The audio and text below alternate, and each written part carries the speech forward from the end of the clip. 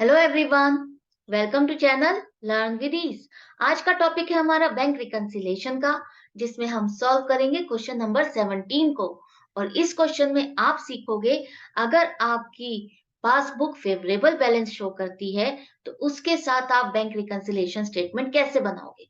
वो कौन सी ट्रांजैक्शन है जिसको आपको ऐड करना है और वो कौन सी ट्रांजैक्शन है जिसको आपको लेस करना है।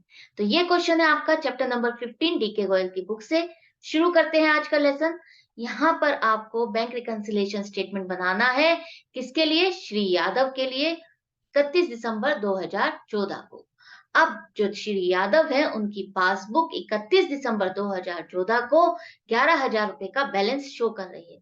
ये कौन सा बैलेंस है? डेबिट बैलेंस है या क्रेडिट बैलेंस है? कुछ नहीं लिखा, तो आप क्या लिखोगे? जिस केस में कुछ भी ना लिखा हो आपके क्वेश्चन में, तो आपको लेके चलना है फेवरेबल बैलेंस।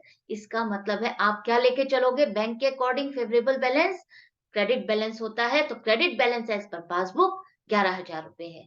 अब ये वो रीजन है जिसकी वजह से आपकी पासबुक का बैलेंस आपकी कैश बुक के बैलेंस से मैच नहीं कर रहा। तो आपको इन रीजंस को लेकर के इन रीजंस को सॉर्ट आउट करना है और बैंक रिकंसिलिएशन स्टेटमेंट बनानी है। कैसे बनानी है? देखो, पहले आप ये फॉर्मेट बनाओगे और जिस डेट को आप बना रहे हो वो डेट सबसे ऊपर लिखोगे, क्योंकि ये वो डेट है जहां तक आपको अपनी बैंक की ट्रांजैक्शंस दोनों ही बुक में मैच करनी है आपस में। कैश बुक की बैंक की ट्रांजैक्शन पासबुक की बैंक की ट्रांजैक्शन से मैच होनी चाहिए 31 दिसंबर 2014 को। अगर कोई डिफरेंस आता है उसको हम यहाँ पर लिखेंगे। तो किस तरह से? देखो, पहले आपके पास है पासबुक का बैलेंस जो कि क्रेडिट बैलेंस है। क्रेडिट बैलेंस एज पर पासबुक लिखो। और क्रेडिट बैलेंस फेवरेबल बैलेंस है, पॉजिटिव पॉइंट है, इसलिए आप प्लस के कॉलम में लिखोगे 11,000 रुपए।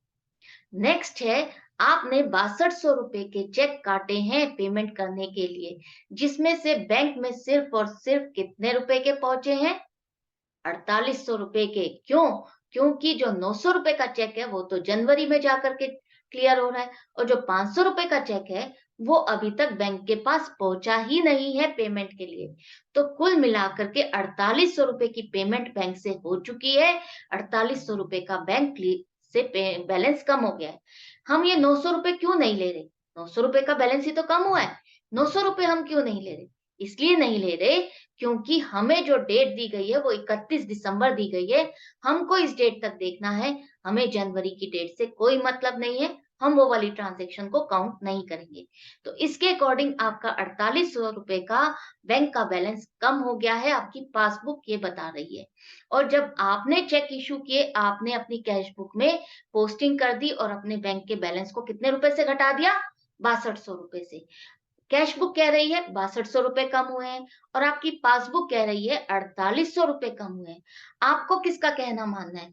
आपको ये जो डिफरेंस आ रहा है 1400 रुपए का, ये कहाँ लिखोगे? कैसे सॉर्ट आउट करोगे?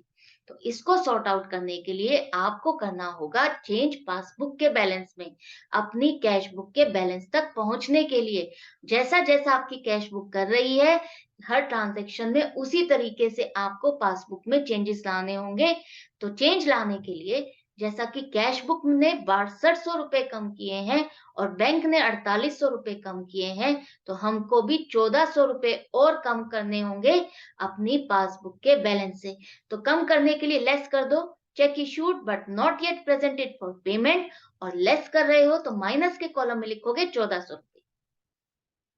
नेक्स्ट है, आपने चेक और कैश 5700 रुपए का बैंक में जमा करने के लिए भेजे, लेकिन बैंक ने सिर्फ और सिर्फ 4700 रुपए ही आपके अकाउंट में क्रेडिट किए हैं, जमा किए हैं।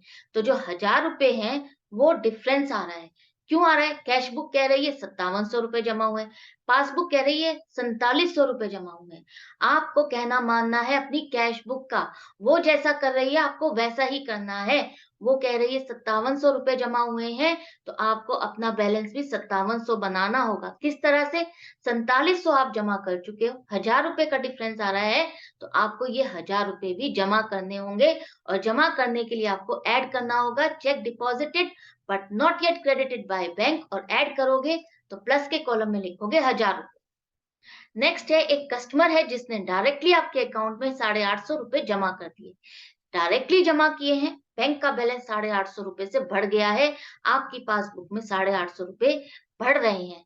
और आपकी कैश बुक में इसकी कोई पोस्टिंग ही नहीं हुई है क्योंकि आपको इसकी कोई खबर नहीं है। तो कैश बुक में 0 बैलेंस बढ़ा है, पासबुक में 850 रुपए का बैलेंस बढ़ गया। आपको मैच करना है अपनी कैश बुक से, तो कैश बुक से मैच करने के लिए जहां पर 0 बैलेंस बढ़ा है, आपको भी 0 पॉइंट पर पहुंचने के लिए क्या करना होगा?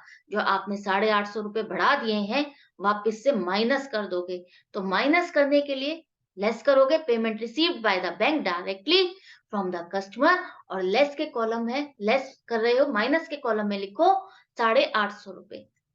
नेक्स्ट है, आपके बैंक ने बैंक इंटरेस्ट दिया है आपको 150 रुपए का, आपके अकाउंट में जमा किया। क्रेडिटेड का मतलब है वो आपके अकाउंट में जमा कर रहा है 150 रुपए, और 30 रुपए वो बैंक चार्जेस के नाम से आपके अकाउंट से काट भी रहा है।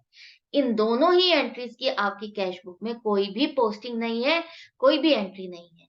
अब एक तरह से बैंक ने 150 रुपए का बैलेंस आपका बढ़ा दिया, लेकिन आपकी कैश बुक में तो इसकी पोस्टिंग नहीं है, तो उसने तो 0 रुपए बढ़ाया। बैंक ने 150 रुपए बढ़ाए, कैश बुक ने 0 रुपए बढ़ाए। आपको कैश बुक के अकॉर्डिंग करना है, तो जो ये 150 रुपए बढ़ा दिए हैं, इसको वापस से माइनस करना होगा।